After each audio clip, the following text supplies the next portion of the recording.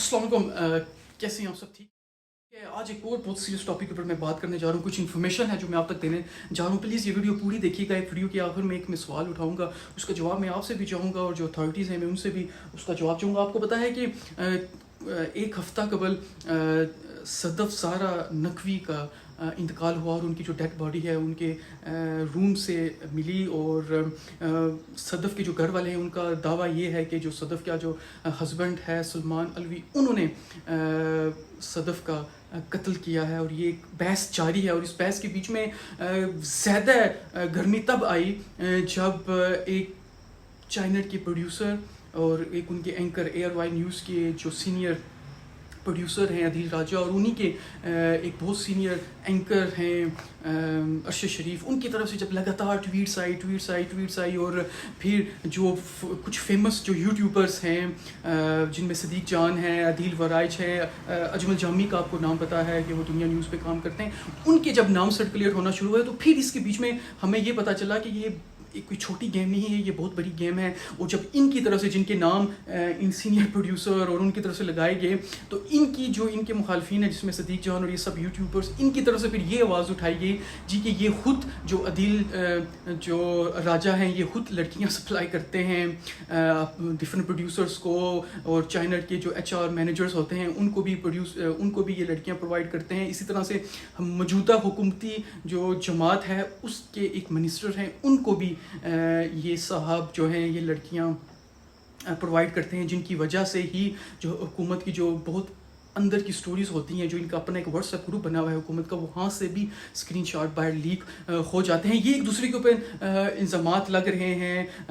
جو سلمان جو خود اس جیل میں, ان کا کہنا یہ ہے کہ میں نے قتل نہیں کیا, ہماری کچھ انبن ہوئی تھی لیکن میں نے ان کو نہیں مارا, اور ان کی لاش مجھے کمرے سے ملی تھی. تھوڑا سا میں آپ کو یہ بتا دوں کہ سلمان کے اور ان کی جو وائف ہے ان کے جو تعلقات تھے وہ پہلے سے ہی ٹھیک نہیں تھے. اور سلمان کی جو وائف تھی جن کا انتقال ہو چکا ہے صدف, ان کا اپنے قریبی جو دوست ہیں ان کو یہی بتانا تھا کہ سلمان ان کو بہت مارتا بھی ہے اور ان کو دھوکہ بھی دیتا ہے, مختلف لڑکیوں کے ساتھ ان کے چکر ہیں, ان کو بلیک میل کرتا ہے. اور یہ جو بلیک میل, پیسوں کی جو بلیک میلنگ ہے, اس کا جو اسکرین شاٹ ہے وہ عدیل راجہ نے بھی اپنے ٹویٹر اکاؤنٹ کے اوپر شیئر کیا تھا آئی گیس, لیکن میں نے دیکھا ہے تھا اس کو شیئر کیا گیا تھا. تو اب ساری بات ٹھیک ہے, جو قانون ہے وہ اپنا جو کام ہے وہ کرے گا, اس کی کارروائی ہونی چاہیے. اگر اس میں جو سینئر پروڈیوسر اور چینل کے جو اینکرز ہیں اگر ان کے نام ملوث ہیں تو ان کو بھی پکڑا جانا چاہیے. اگر یوٹیوبرز کے نام اگر اس میں شامل ہیں تو ان کو بھی پکڑا جانا چاہیے. لیکن میرا اس میں ایک ہی سوال بنتا ہے کہ اگر وہ جو صدیق جان ہیں اگر ان کو پہلے سے پتہ تھا کہ جو یہ سینئر پروڈیوسر ہیں یہ لڑکیاں پرووائڈ کرتے ہیں, وہ ان اینکرز کو لڑکیاں پرووائڈ کرتے ہیں, وہ ان چینل کے جو کام کرنے والے جو سینئر مینجمنٹ ہوتی ہے ان کو لڑکیاں پرووائڈ کرتے ہیں, یا حکومتی جو وزراء ہیں ان کو لڑکیاں پرووائڈ کرتے ہیں, تو وہ خاموش کیوں رہے ہیں جناب؟ یہی تو مجھے آپ کی سمجھ نہیں آتی. جب آپ کے اوپر کوئی انگلی اٹھاتا ہے تو پھر آپ کو اگلے کی برائیاں یاد آتی ہیں. آپ کیوں پہلے سے ہی, اگر آپ کو پتہ ہے کہ ایک معاشرے میں آپ کے اپنے شعبے سے کوئی بندہ یہ غلط کام کر رہا ہے تو آپ اس کے خلاف آواز کیوں نہیں اٹھاتے؟ کیوں چپ کر کے بگی بلی بنے رہتے ہیں, آنکھیں بند کر کے سب کچھ دیکھتے رہتے ہیں؟ اور اسی طرح سے وہ جو دوسری سائڈ ہے جس میں عدیل راجہ اور مختلف جو اینکرز ہیں یا کسی چینل کے جو رپورٹرز ہیں, اگر وہ یوٹیوبرز کے اوپر اگر یہ انگلی اٹھا رہے ہیں جی کہ ان کا گروہ تھا, یہ ان کا کام ہی بلیک میلنگ کرنا ہے اور لڑکیوں کو پھنسانا ہے اور ان سے پھر پیسے بعد میں کھانا ہے, تو آپ پہلے سے خاموش کیوں تھے؟ آپ پہلے بات کرتے.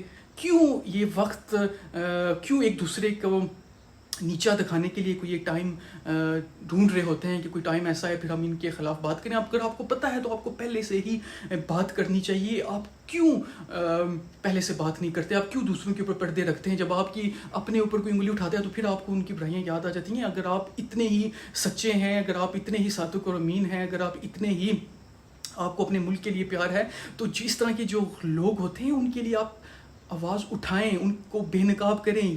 اس چیز کا انتظار نہ کریں کہ وہ آپ کے خلاف کوئی بات کریں تو پھر آپ ان کے خلاف کوئی بات کریں. میرا یہ صدیق جان اور یہ جو سینئر پروڈیوسر ہیں ان سب کو میری نظر میں اس وقت یہ سب ایک جیسے ہیں, کیونکہ اب یہ ایک دوسرے کے خلاف الزامات لگا رہے ہیں اور یہ پہلے خاموش تھے. پہلے اگر ان کو پتہ تھا تو پہلے ایک دوسرے کے خلاف خاموش کیوں تھے؟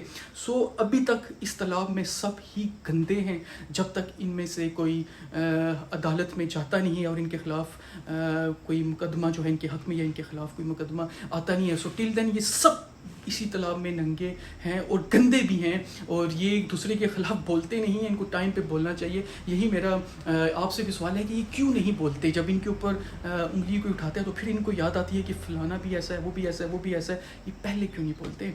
ये इस सवाल के पीछे मैं छोड़े जा रहा हूँ, और मुझे आपके नज़दीक इसका जवाब क्या होना चाहिए, आपने मुझे लाजमी इसका जवाब देना. इसके साथ हसनैन अदनान चौधरी को दीजिए इजाज़त, और मेरा जो यूट्यूब का जो चैनल है उसको सब्सक्राइब करना मत भूलिएगा. और नेक्स्ट वीडियो तक के लिए हसनैन अदनान चौधरी को दीजिए इजाज़त. खुदा हाफिज़.